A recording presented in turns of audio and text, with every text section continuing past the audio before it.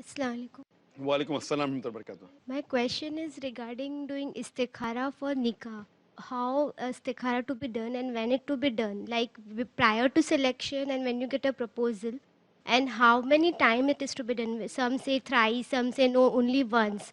And what are the clues you get after istikhara? How you come to know that the proposal for you is really good or not?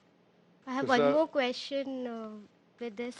sure. Can I? Or you can ask afterwards, no problem. You can ask as many questions, Okay, but thanks. let's have one to one should become easier, the answer become very long. Sister asked the question that should istikhara be done before choosing a life partner, before marriage? Should it be done before starting to choose, after you have seen the boy? Or how do you come to know that it is right, it is wrong? See, firstly, istikhara is in which you're asking Allah subhanahu wa ta'ala to guide you. It's a dua you make to Allah subhanahu wa ta'ala to help you.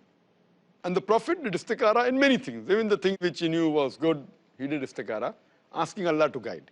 As far as choosing a life partner is concerned, I feel first we should do dua to Allah subhanahu wa ta'ala. As Allah says in the Quran in Surah Al-Imran, chapter number 3, verse number 160. If Allah helps you, none can overcome you. If Allah forsakes you, who is there then who can help you? So let the believers put their trust in Allah subhanahu wa ta'ala. So doing dua to Allah subhanahu wa ta'ala is of utmost importance and the most important factor in choosing life partner. Furthermore, istikhara is also important. When you think that I want to get married and now is the time I want to choose life partner, you don't wait till you meet someone then do istikhara. You start doing istikhara that, Ya Allah subhanahu wa ta'ala, please help me to find the best life partner. When you meet prospective husband, that time also you can do, okay, now I've seen this Mr. So-and-so. If it's good, let it continue. If it's not, in istikhara, when you do dua to Allah subhanahu wa ta'ala, there are various duas you can do about some say, I want a very rich husband, I want an intelligent husband, I want a handsome husband.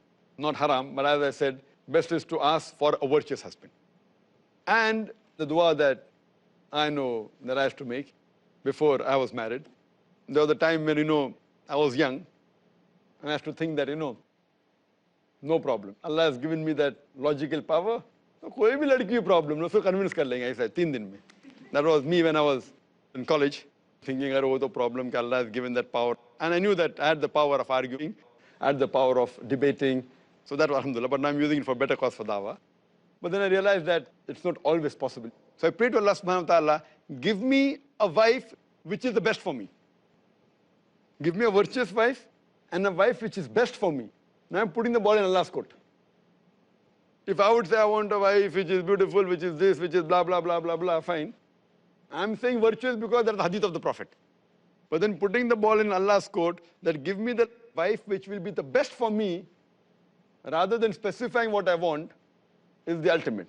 You can think, that doesn't mean that you leave it completely. It's you that you try and you strive.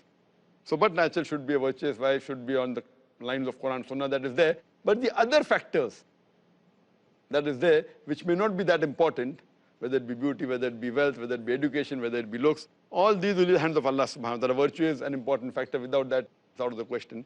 So in this way, if you dua to Allah subhanahu wa ta'ala, that give me a virtuous life partner who you feel is the best for me, that is, mashallah, leaving the ball in Allah's court.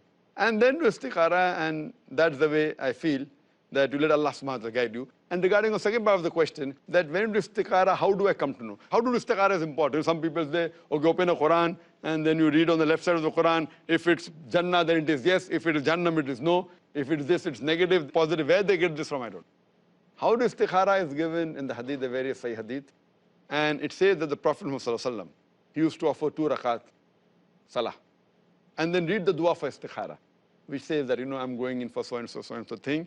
And Ya Allah, if it's good for me, let it happen. If it's not, then prevent me. And please guide me in this. So this can be done for business. This can be taken decision, what profession you're going to choose, what job you're going to take, and even a life partner.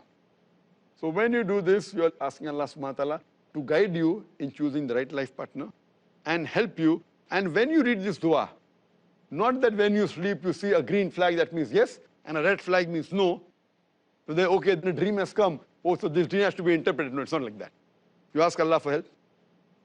You let Him guide you. And then you strive your best. Use your knowledge and the brain which Allah has given you. Based on Quran, Hadith, you take the decision and you strive for it.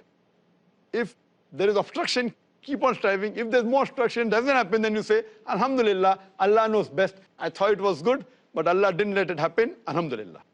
Or you strive and it happened smoothly, alhamdulillah, I did istikhara, I strive for it, and Allah helped me get this life partner.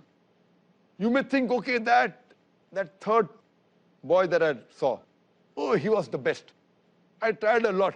If you do istikhara and tried a lot and it didn't take place, Allah knows best. As Allah says in the Quran, in Surah Baqarah, that you may love a thing which may be bad for you, and you may hate a thing which is good for you.